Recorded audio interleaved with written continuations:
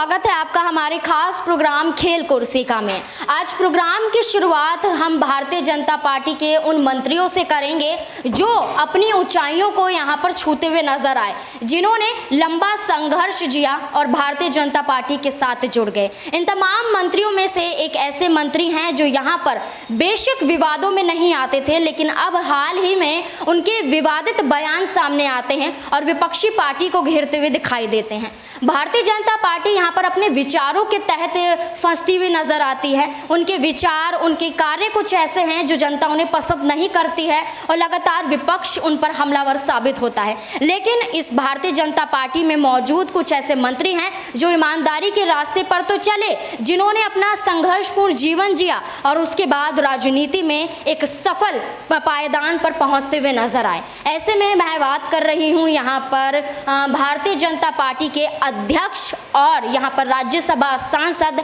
JP Nadda की। JP Nadda का जिक्र किया जाए तो ऐसे में उन्होंने भारतीय जनता पार्टी को एक अलग ही ऊंचाइयों पर पहुंचाया है।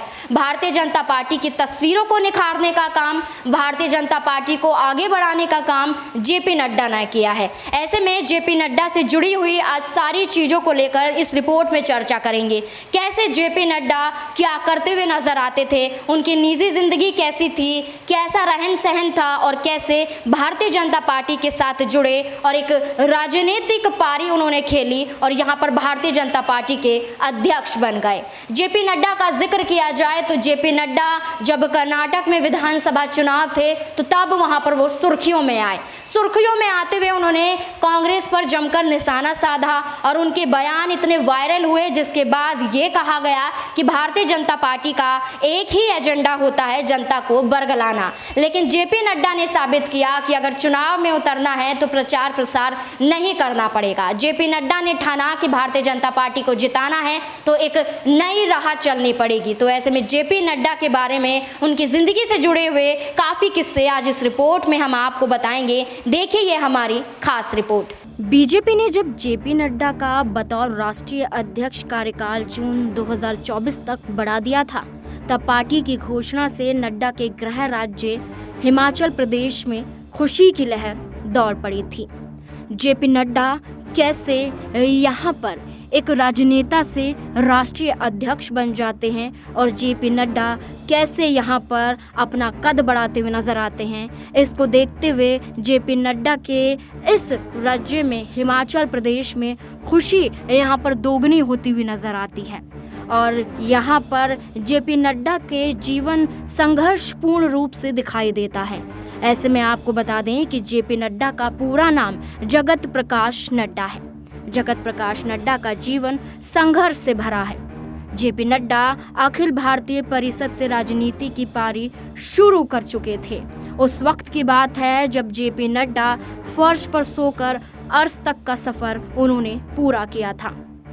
बतौर छात्र नेता जगत प्रकाश नड्डा मंडल कमीशन के विरोध में आंदोलन का हिस्सा बने थे। पदयात्रा के दौरान रात में एबीवीपी कार्यकर्ताओं का घर ढूंढकर फर्श पर ही सो जाया करते थे। अगले दिन सुबह जगत प्रकाश नड्डा फिर आगे बढ़ते और रात के वक्त छोटा सा ठिकाना ढूंढ लिया करते।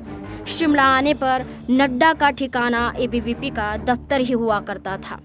जगत प्रकाश नड्डा ने बतौर छात्र नेता भारतेंदु प्रेस के फर्श में सोकर भी कई रातें गुजारी हैं।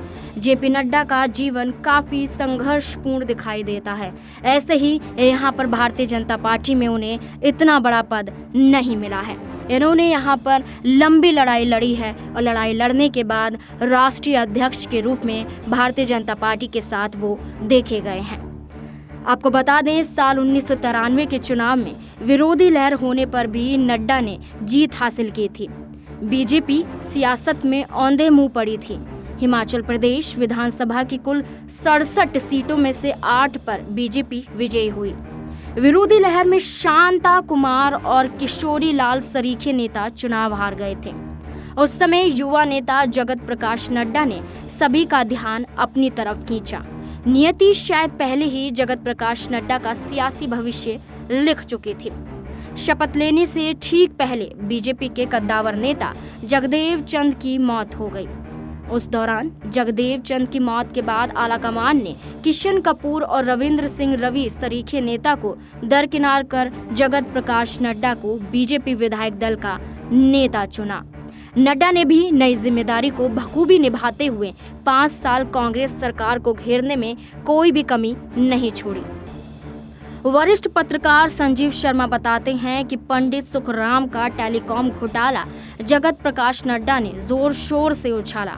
साथियों के साथ मिलकर उन्होंने 3 दिन तक विधानसभा का सत्र चलने नहीं दिया। उन्होंने टेलीकॉम घोटाले का जमकर विरोध किया। जगत प्रकाश नड्डा के सामने सत्ता पक्ष में वीरभद्र सिंह और जेबीएल खाची सरीखे नेता बैठे थे। सदन में बोलने के दौरान जेबीएल खाची को रोकने की कोई हिम्मत तक नहीं कर पाता था, जब जगत प्रकाश नड्डा ने खाची को कई बार न सिर्फ टोका बल्कि तथ्यों के साथ चुप कराने का भी काम किया। दिलचस्प है कि साल 1998 में बीजेपी की सत्ता में वापसी पर जगत प्रकाश नड्डा ने ही प्रेम कुमार धूमल को विधायक दल का नेता चुने जाने का प्रस्ताव पड़ा था। इसके बाद सीधे तौर पर जेपी नड्डा का कद लगातार बढ़ता ही गया और यहाँ पर वो खुले विचारों वाले और यहाँ पर किसी को भी चुनौती देने वाले एक नेता के रूप में उभर कर सामने आए। आपको बता दें कि सियासत में तत्कालीन मुख्यमंत्री प्रमोद प्रेम कुमार धूमल के साथ कथित अनबन पर जगत प्रकाश नड्डा ने हिमाचल प्रदेश की राजनीति से निकलकर केंद्र की राह थामी। उन्होंने तत्कालीन राष्ट्रीय अध्यक्ष नितिन गडकरी, राजनाथ सिंह और अमित शाह के साथ बतौर महासचिव काम किया।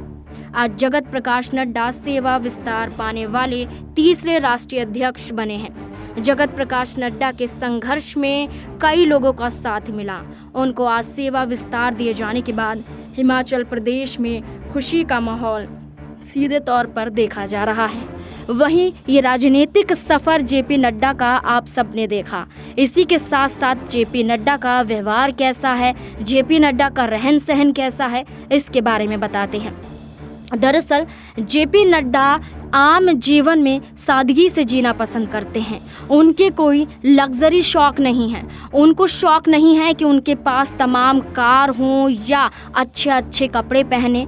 उनका सिर्फ ये विचार था कि वो एक सही राह पर चले और उस राह पर चलते हुए आगे बढ़ते रहें।